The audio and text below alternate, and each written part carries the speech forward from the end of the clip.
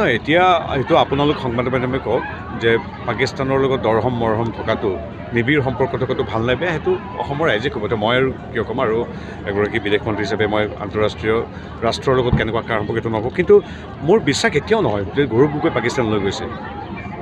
এইটো ভুল তেওঁৰ নিচিনা এজন জনা মানুহে নকৰে বুলি মই ভাবোঁ। কিন্তু মুখ্যমন্ত্ৰীয়ে আকৌ তথ্যবিহীন প্ৰমাণবিহীনভাৱে একো কথা নকয় ডক্টৰ হিমন্ত বিশ্ব শৰ্মা দেৱে। কিন্তু প্ৰথম কথাতে বিশ্বাস কৰিবলৈ টান পাইছোঁ। এতিয়া মুখ্যমন্ত্ৰী মহোদয়ে কোৱাৰ পিছত মোৰ কথাটো অলপ চিন্তা কৰিছোঁ। প্ৰথম কথা তেওঁ পাকিস্তানলৈ গৈছেতো মোৰ বিশ্বাস নহয়।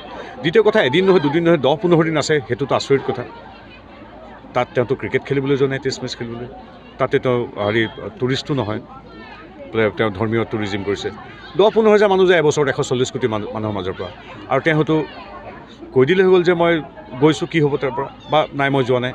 তেওঁক যেতিয়া সোধা হয় আপুনি পাকিস্তান গৈছেনে, ইমান দিন গৈছেনে, যে আপোনাৰ এই বিষয়ে কি মতামত, তেতিয়া তেওঁ কয় যে পুলিচ বেয়া, আমুক হিমন্ত বিশ্ব শৰ্মাই আমুক কথা কৈছে, চালিবেৰে ক'ৰবাত কথা কৈছে। এইটো সৰু কথা এটা।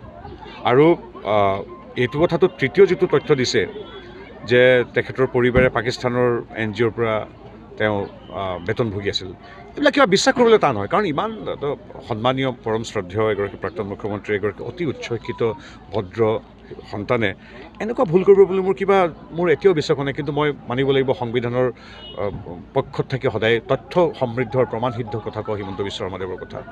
গতিকে এইটো বৰ আচৰিত কথা। তেওঁক সোধাই কিবা এটা উত্তৰে কিবা এটা, আৰু ছেপ্টেম্বৰ মাহৰ অপেক্ষাত। কিন্তু মোৰ মনটো খুব দুখ লাগিব যিদিনাখন যে সঁচাই গম পাম তেওঁ পাকিস্তানলৈ গৈছে।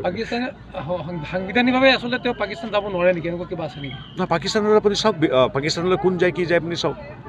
পাকিস্তানলৈ কোন যায়, এতিয়া আপুনি মই গৈছোঁ নেকি পাকিস্তানলৈকে? ভাৰতৰ যিসকলে টুৰিষ্ট হিচাপে যায়, নিৰ্দিষ্ট ধৰ্মাৱলম্বী লোকে, যিসকলে ক্ৰিকেট খেলিবলৈ মাজতে কেতিয়াবা এবাৰ দুবাৰ যাবলগীয়া হৈছে, তাৰ পৰা সেইটো পাকিস্তানলৈ মই কাকো খবৰ নিদিয়াকৈ মনে মনে যোৱা মানুহটো মই দেখা নাই। গতিকে সেইটো প্ৰশ্ন আচলতে কিমান প্ৰাসংগিক আপোনাৰ প্ৰশ্নটো মই গম নাপাওঁ, গম পাইছে। এতিয়া মোক কিন্তু বিশ্বাস তেওঁ পাকিস্তান যোৱা নাই বুলি মই ভাবিছোঁ। কথা আছে, তথ্য সমৃদ্ধৰ কথা নহয়। আমি যি কথা পাতোঁ তথ্য সমৃদ্ধ যদি সঁচাকৈ কিবা আছে, কি কথা আছে, তথ্য সমৃদ্ধৰ কথা উত্তৰ দিয়াটো উচিত। গতিকে ৰাজনৈতিকভাৱে যিকোনো এটা কথা কৈ দিয়াটো উচিত নহয়। গতিকে কোনো প্ৰমাণসিদ্ধ নোহোৱাকৈ, তথ্য সমৃদ্ধ নোহোৱাকৈ কেৱল কাৰোবাৰ ভাষ্যৰ ওপৰত ভিত্তি কৰি মই এটা ভাষ্য দিম, তেওঁ আকৌ মোক চল পাই আকৌ কথা এটা ক'ব, এইটো আচলতে পৰিৱেশ কলুষিত কৰাৰ কথা। গতিকে প্ৰমাণসিদ্ধ তেনেকুৱা কোৱা নাই। মুখ্যমন্ত্ৰীৰ ভাষ্যটো মই শুনা নাই, যদি মই পঢ়ি গম পাইছোঁ যে এইটো কংগ্ৰেছৰ অধিকাৰ আছে। মুখ্যমন্ত্ৰীয়ে কৈছে কিবা এটা, তাৰ ভাষ্যটো বেলেগ এটা দিছে। আপোনালোকে নিজে সাংবাদিকসকলে পুৰণা পেপাৰ উলিয়ালে চাব পাৰিব। কংগ্ৰেছৰ দালালৰ নেতাসকলে পূৰ্বতে যথেষ্ট এনেধৰণৰ ঘটনাৰ লগত জড়িত হোৱাৰ কথা ওলাইছিল। হয়তো সেইটো প্ৰসংগত ক'ব পাৰে, কিন্তু তেওঁ সামগ্ৰিকভাৱে কি কৈছে আমাৰ পুনৰ ভাষ্যটো চালেই গম পোৱা যাব। গতিকে কংগ্ৰেছৰ অধিকাৰ আছে কোৱাত, মই ক'বলগীয়া একো নাই। নহয় এতিয়া এইটো আপোনালোক সংবাদ মাধ্যমে কওক যে পাকিস্তানৰ লগত দৰহম মৰহম থকাটো, নিবিড় সম্পৰ্ক থকাটো ভাল নে বেয়া সেইটো অসমৰ ৰাইজে ক'ব। এতিয়া মই আৰু কিয় ক'ম, আৰু এগৰাকী বিদেশ মন্ত্ৰী হিচাপে মই আন্তঃৰাষ্ট্ৰীয় ৰাষ্ট্ৰৰ লগত কেনেকুৱা কাৰ সম্পৰ্ক এইটো নকওঁ, কিন্তু মোৰ বিশ্বাস এতিয়াও নহয় যে গৌৰৱ গগৈ পাকিস্তানলৈ গৈছে। এইটো ভুল তেওঁৰ নিচিনা এজন জনা মানুহে নকৰে বুলি মই ভাবোঁ। কিন্তু মুখ্যমন্ত্ৰীয়ে আকৌ তথ্যবিহীন প্ৰমাণবিহীনভাৱে একো কথা নকয় ডক্টৰ হিমন্ত বিশ্ব শৰ্মা দেৱে। কিন্তু প্ৰথম কথাতে বিশ্বাস কৰিবলৈ টান পাইছোঁ। এতিয়া মুখ্যমন্ত্ৰী মহোদয়ে কোৱাৰ পিছত মোৰ কথাটো অলপ চিন্তা কৰিছোঁ। প্ৰথম কথা, তেওঁ পাকিস্তানলৈ গৈছেতো মোৰ বিশ্বাস নহয়। দ্বিতীয় কথা, এদিন নহয় দুদিন নহয় 10-15 দিন আছে, সেইটোতো আচৰিত কথা। তাত তেওঁতো ক্ৰিকেট খেলিবলৈ যোৱা নাই, টেষ্ট মেচ খেলিবলৈ। তাতে তেওঁ টুৰিষ্টো নহয়, তেওঁ ধৰ্মীয় টুৰিজিম কৰিছে।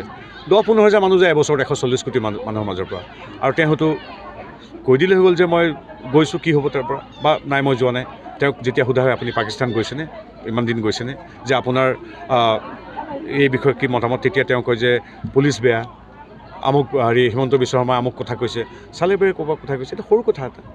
আৰু এইটো কথাটো তৃতীয় যিটো তথ্য দিছে যে তেখেতৰ পৰিবাৰে পাকিস্তানৰ NGOৰ পৰা তেওঁ বেতন ভুগি আছিল, এইবিলাক কিবা বিশ্বাস কৰিবলৈ টান হয়। কাৰণ ইমান সন্মানীয় পৰম শ্ৰদ্ধেয় এগৰাকী প্ৰাক্তন মুখ্যমন্ত্ৰী, এগৰাকী অতি উচ্চ শিক্ষিত ভদ্ৰ সন্তানে এনেকুৱা ভুল কৰিব বুলি মোৰ এতিয়াও বিশ্বাস হোৱা নাই। কিন্তু মই মানিব লাগিব সংবিধানৰ পক্ষত থাকি সদায় তথ্য সমৃদ্ধৰ প্ৰমাণসিদ্ধ কথা কওঁ হিমন্ত বিশ্ব শৰ্মাদেৱৰ কথা। গতিকে এইটো বৰ আচৰিত কথা। তেওঁক সোধাই কিবা এটা উত্তৰে কিবা এটা, আৰু ছেপ্টেম্বৰ মাহৰ অপেক্ষাত। কিন্তু মোৰ মনটো খুব দুখ লাগিব যিদিনাখন যে সঁচাই গম পাম তেওঁ পাকিস্তানলৈ গৈছে। সাংবিধানিকভাৱে আচলতে তেওঁ পাকিস্তান যাব নোৱাৰে নেকি, এনেকুৱা কিবা আছে নেকি? নহয়, পাকিস্তানলৈ আপুনি চাওক, পাকিস্তানলৈ কোন যায় কি যায় আপুনি চাওক। পাকিস্তানলৈ কোন যায়, এতিয়া আপুনি মই গৈছোঁ নেকি পাকিস্তানলৈকে? ভাৰতৰ যিসকলে টুৰিষ্ট হিচাপে যায়, নিৰ্দিষ্ট ধৰ্মাৱলম্বী লোকে, যিসকলে ক্ৰিকেট খেলিবলৈ মাজতে কেতিয়াবা এবাৰ দুবাৰ যাবলগীয়া হৈছে তাৰ বাহিৰেতো পাকিস্তান যিকোনো খবৰৰ বাবে যোগাযোগ কৰক 7099017330 লগতে 7099017110 নম্বৰত।